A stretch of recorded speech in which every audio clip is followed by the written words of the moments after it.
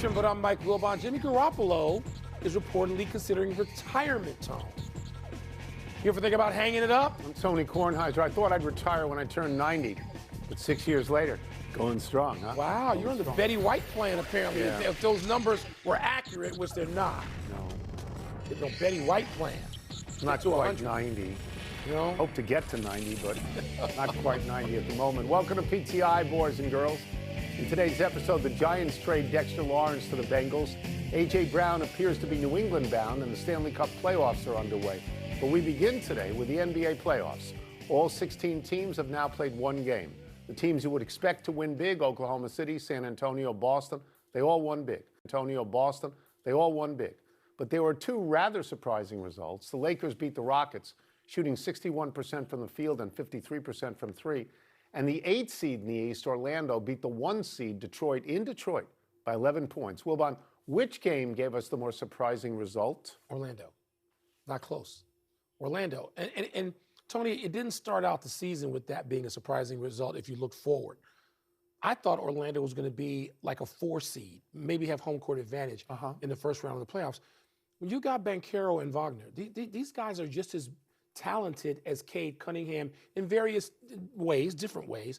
Banchero's overall number 1. Orlando's supposed to be better. Orlando was a disappointment all season. They woke up and beat Charlotte, beat the daylights out of Charlotte to get to face Detroit. And then they go up to Detroit where you think, okay, Cade Cunningham is back. Detroit's there in full. Detroit's going to flex on Orlando. No, Orlando now, 2 games in a row, has looked like a team that's a real threat in the East that most people thought were going to be a threat going in. So I don't know why they weren't what they were supposed to be in the regular season. It's only a 2-game sample. That's all. But wow, come on, that's a good game. I'm going to go the other way. I happened to watch both these games. I don't know how it happened. Maybe the Nats games were over. Maybe the golf was over. But I lucked into watching both these games, and I would disagree with you in this regard. I think the Lakers winning is a bigger deal. And I understand Kevin Durant didn't play. I saw that. But I didn't think the Lakers could win any games without Doncic and Reeves. I did not. Even with Kevin Durant out. No, and I didn't think they could shoot like they shot. I did not. You know, the Rockets last led at 4-2. The Lakers from the beginning of the game did very well. People need to realize this. You only get assists on made baskets. It's not nice passes. The basket has to be made. LeBron James had 8 assists in the first quarter. Yeah. He had 10 in the first half. Luke Kennard did not miss. He went 5 for 5 from 3. He had 27 points, which is more than he had in any regular season game. So to me, you know, that was most surprising. I thought the Lakers couldn't shoot like that forever, but they did in that game shoot like that forever.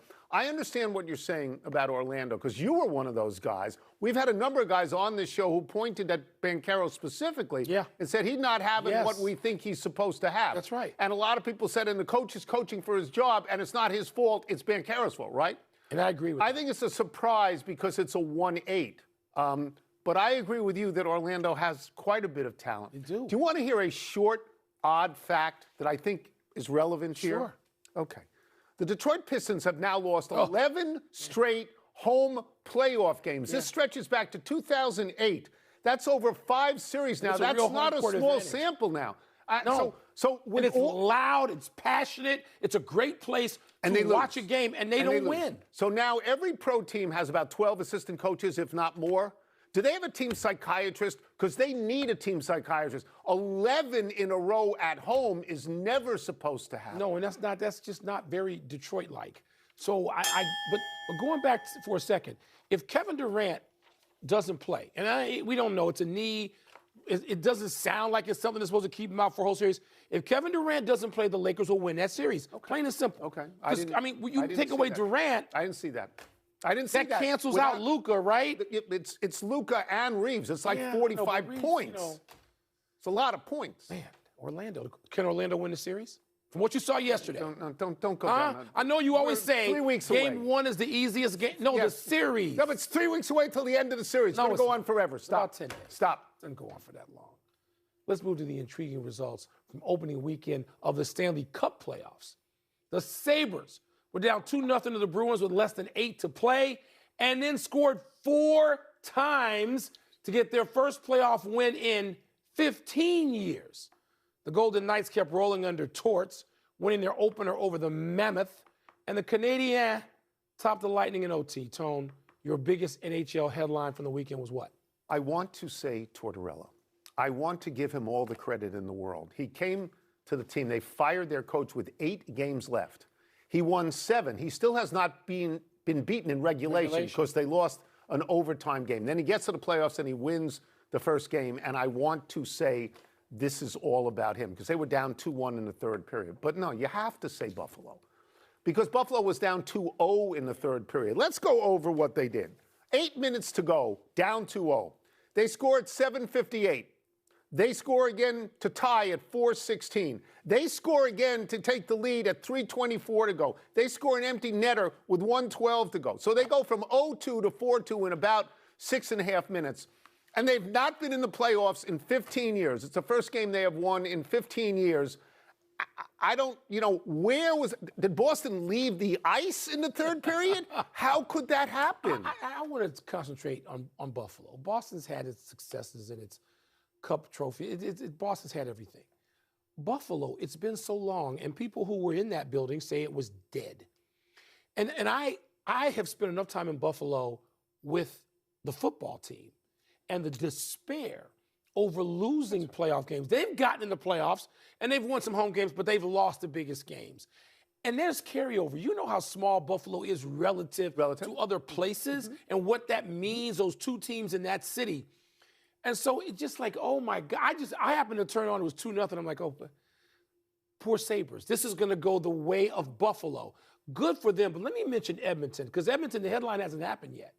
Edmonton hasn't played yet. They're going to play Anaheim tonight. And guess who's back after a month away? Leon Draisaitl. Yeah, he's a great player. Leon Draisaitl, who was having a great season when he got hurt and was said to, he's going to miss the regular season, the rest of it. He did. But he's back for the playoffs. Can they get to the final a third consecutive time? And if they do, could they win since Florida's not around? Can I go back to Buffalo for a second? They're only the second team in the history of the NHL to win a playoff game in regulation down multi-goals with 8 minutes or less to go. You know the last team was that did that? Who? A team called the New York Americans. I don't know who they are. Wow. And I grew up in New York. Wow. In 1940. That's 86 years ago. If I was actually that old that we said at the beginning of the show, I'd have been a kid at that point. It's 86 years ago. The original 6, we know who they are. Where the Americans I honestly don't know. Oh, a small little fact, one small fact. Yeah. Tampa Bay has now lost 8 of their last 9 games at home in the playoffs. They won the Cup recently twice, 2020, 2021. Mike, there's probably guys on that team who were on those teams. Now they can't get it. That's weird. Home. Let's move to the NFL. This is not a draft story, but it has implications for the upcoming draft.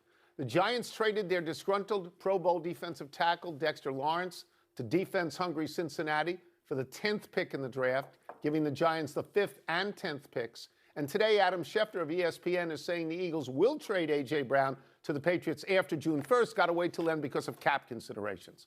Wilbon, which is the more intriguing NFL news? This isn't close to me. I'm tired of A.J. Brown. I think A.J. Brown has essentially outlived his usefulness. All these people who say always open. And he's a number one. He's reading. Always open. He's reading a book or he's on a Peloton. Always open. Move him over here. This trade the Giants made with the Bengals is intriguing to me. The Bengals are having to almost audition. Their front office has to audition to keep Joe Burrow. Yes. And Joe Burrow, if we believe that Joe Burrow really is this tough a guy, he's looking to see what kind of effort is being put forth by his front office to bring some players in, particularly on the defensive side. Cincinnati's got offensive players, and particularly the receiving core, to win the Super Bowl with if Joe Burrow, by the way, can be healthy. He's got to be upright. But I don't know if Dexter Lawrence has as much left as he appeared to have 2 and 3 years ago. He's, what is he, just shy of 30 still. He should have a lot left. I think he does. Okay, but you can, with the 5 and the 10, if you're the Giants in this draft, you can get 2 linemen, an edge, and a tackle who can really turn it around. If you're the Giants, I'm not saying it's a bad thing for the Giants. Okay, I'm saying it's a good thing for Cincinnati. And I'm also saying it's more important than A.J. Brown because it has actually happened. A.J. Brown may or may not be traded. June 1st, it sounds like it's got to happen. Okay, fine. That's fine. You're right. Joe Burrow called them out, said, we got to stop doing this. We got to get better than this. They had already given him great wide receivers. Now they go out in free agency. They signed 2 defensive linemen and a safety, and now they bring in Dexter Lawrence. Because the last person you want to say out loud, we got to change things, is a Pro Bowl quarterback. Because you don't want to lose a Pro Bowl quarterback. So it appears to me that Cincinnati is actually trying hard. When you say you don't know what he has left, they get 40 a game with Burrow. They only have to hold somebody to 38. Well, they don't have to have the best defense. It's got to be better. He didn't have a terrific 2025 season. And he was hurt, and he just wasn't in 2025 what he had been in, 22, I'd bet on 4. him. I would bet on him. You would think there'd be a bounce-back season in him, a guy who can literally anchor that defensive line in a way that they haven't. We are talking about 2 teams right now. New England, because that's where A.J. Brown is headed. Yeah. New England and Cincinnati, that could be Super Bowl contenders right now. The New England went to the Super Bowl. I bet Drake May is very happy about this because they went to the Super Bowl without a great wide receiver. My understanding is Mike Vrabel coached him in Tennessee. Did at Tennessee. Maybe they have a He's going to fall in line now, we all think. Well, I don't know about that because I tend to agree with you that A.J. Brown is problematic. But it's overstated always at this open. point. Always open. Let's take a break. Coming up, our thoughts on David Robinson and Tim Duncan turning out to watch Victor Wembanyama's first playoff game. And Matty Fitzpatrick and Scotty Scheffler battle. Time to validate the viewers in mail time. I'm going to get the first one and read it to you. Mail time? Validation. Need some glasses. What's your word for seeing David Robinson and Tim Duncan turn out to watch Wemby score 35 in Game 1? This was great. They couldn't put the 2 of them on the screen enough for me. Somebody who covered the entire careers of both Tim Duncan and, yes, David Robinson from the time he was in high school in Northern Virginia, right around the corner from where we sit. And I love seeing them on the screen. Old goats. That's my word. Old goats. Old goats. And by the way, that's a Billy goat right there on the screen now. And he is, we talked about this on your podcast this morning, you can't turn away. If Victor Wembanyama's playing, the moves he makes, the defense he plays, he's got, at some point, with Drew Holiday, it looks like he's shooting over a small building. Because when he extends from 7'4" to whatever the reach is, you can't get the ball over. It's like getting the ball over the sun. So defensively, he changes the game. Offensively, he's pulling up, hitting threes, turnaround threes like Larry Bird. It's unbelievable. He is going to be in the GOAT discussion in a minute and a half. Yeah. But those are old GOATs that we're watching. So a couple of months ago, you started acting like his press agent, and you're back there. So it makes me happy. Yep. Even though I was saying to you they were the best team in the league at that point, and you said, oh, no. But I believe they are the best team. I just don't think they can win. So my word is lineage, as in, ancestral lineage. Because you start with David Robinson. He plays there 8 years. Tim Duncan joins him. He and Robinson win 2 together, and Duncan wins 3 more. All right? And so they go to see if this kid is the real deal. The same as us. We all want to see the same thing. There is something going on now in basketball and baseball where it is possible with Wembanyama and Shohei Ohtani that we're watching the greatest players of all time. Possible. I mean, we're going to, down the line, so we're going to look back and say, okay. Wembanyama was asked if the weight of their presence was intimidating in any way. And this is his quote. I wouldn't say weight, no. I would say I feel safe. It feels like if you trip, there are a lot of hands ready to catch you. That is such a great quote and makes those guys feel so good. Yeah, it's really amazing. It's really amazing. He is amazing. Next letter. Am I reading this? Yes, you read. Is it another Wembanyama email? No. Okay. Are you more focused on Matt Fitzpatrick winning at Harbortown or Scotty Scheffler nearly chasing him down? Well, Scotty Scheffler did chase him down. He did. Because on the 18th hole, Matt Fitzpatrick bogeyed, causing a playoff. I was on the phone with you. You were distraught. Yeah. You thought Northwestern Purple was going to go down in a heap in that playoff. Yeah. And I had to talk you out of all of this screaming nonsense because what happened in that playoff?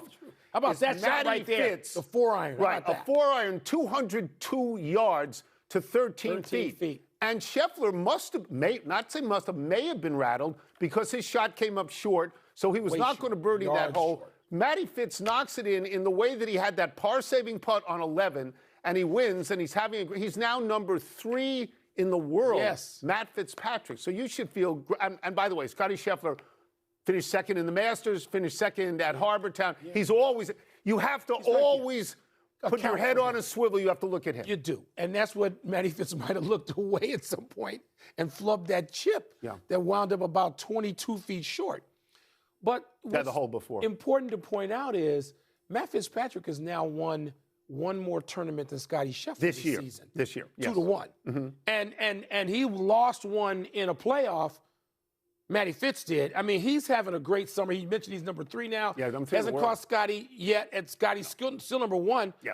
But this, you know what? He's won something called the U.S. Open. Okay. So Matt Fitzpatrick it's not his first rodeo. into this summer. Not his first rodeo. Right. That's right. And it's the second time he's won at Harbor Town. Yep. And I just think that this sets up pretty well if you want to look at something that could be budding, a matchup. I'm not going to say a rivalry for the coming weeks. We got the PGA and then some tournaments, and then we got the Open. You know, Rory's going to play in these too. I mean, you know that. He's number 2, a distant 2. Rory is going to play. A distant 2. Isn't Harbor Town where they give you that plaid jacket? Yes. That's the plaid Yes, jacket. Would you wear that on the air? No. No, I would. I'd wear it. I'd wear it on the air. Send me a plaid jacket from Harbor send Town them as a if I won. jacket. That's enough email. 42 long. Let's take one last break. Still to come, the Mets losing streak. The Mets of your youth. It reaches 11. And it was this hug, the last one. Steve Kerr, Steph Curry, and Draymond Green are going to share during the game. That's one of the greatest playoff shots I've ever seen. Matty Fitz's second shot. It was on 18. amazing, that shot. But I mean, there are not that many playoffs, so you're not judging it against that many things. That's a great shot. You wonder if Scottie Scheffler got rattled. Does he get rattled? I don't think so. But you'd have to. Happy time, people. Happy 81st birthday, Steve Spurrier. A great college football player and a great college football coach. Spurrier won the Heisman as a quarterback at Florida and later won a national championship coaching the Gators. He won 72% of his games at Duke, Florida, and South Carolina. He won 6 SEC titles at Florida and an ACC title at Duke. The old ball coach was inducted into the College Football Hall of Fame as a player and a coach, one of only 4 people to be so honored. He briefly coached the Washington football team in the NFL, and at the end of one season, Spurrier said, quote, "Well, we finished 5-11, not very good, but there were some teams that were worse than us. I guess that's one positive way to look at it. We aren't the worst team," unquote. Love the quote, love Spurrier. There's another quote on the way into town that Steve Spurrier gave you. You want to remind people what he said? My goal in life is to have Michael Wilbon say I'm a good football coach. Wilbon. Michael Wilbon. And you know, despite that, you know how much I love Steve Spurrier. We both did. It was so much fun to have him around, and we wish he'd been around longer. Happy anniversary, Michael Jordan. On this day 40 years ago, Jordan scored a still NBA playoff record 63 points in a double overtime loss to Larry Bird and the Celtics at the Garden. After the game, Bird said, quote, "I couldn't believe anybody could do that against the Boston Celtics."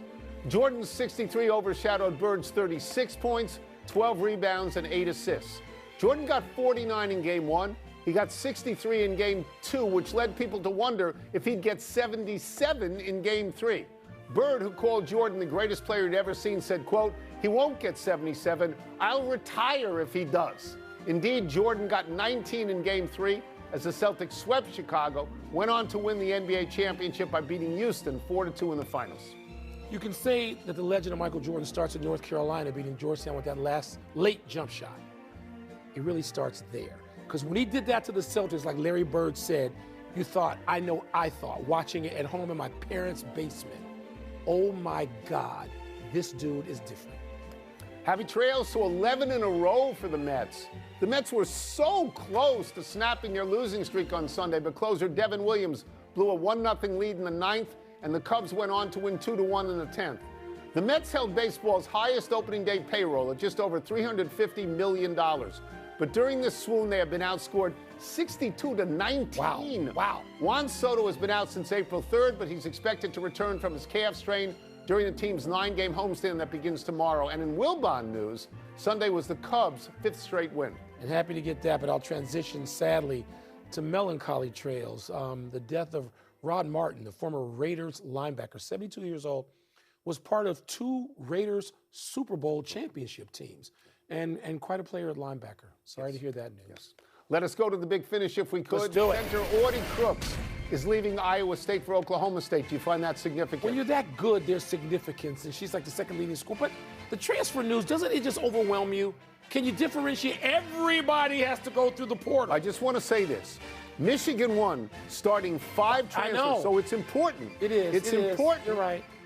Cowboys made Brandon Aubrey the highest paid kicker in the NFL at $28 million over 4 years with 20 guaranteed. Your thoughts? He had 6 kicks of 60 yards or more that went through. If at either, there's no part of the field almost that he can't get 3 points. I do think it's significant. I do. I think it's a big deal, especially if they go to 4 points on a new rule from Man City beat Arsenal 2-1. Break it down. Look, these two have been battling. This game was played at an incredibly high level. I was going to try to get you to watch, and I realized I just been wasting my time. Fabulously entertaining game. Steve Kerr shared a hug with Steph and Dre Friday night. Say anything to you? Says he loves those guys. It does not tell me automatically he's retired. Okay. It does not. Okay. Last one, Tyler Reddick won his 5th NASCAR race of the year in 9 tries. Big deal, right? Yeah, we can go back to Michael Jeffrey Jordan, all right? And this is a different chapter. But Tyler Reddick, how about that? 5 wins in 9 tries. You don't do that often. Been 40 years. We're out of time. We'll try to do better the next time. I'm Tony Kornheiser. And I'm Mike Wilbon. Same time tomorrow, knuckleheads. Shout out to the Northwest. Another Big Ten championship domination home. Send me the Here's plaid Sports jacket. Center.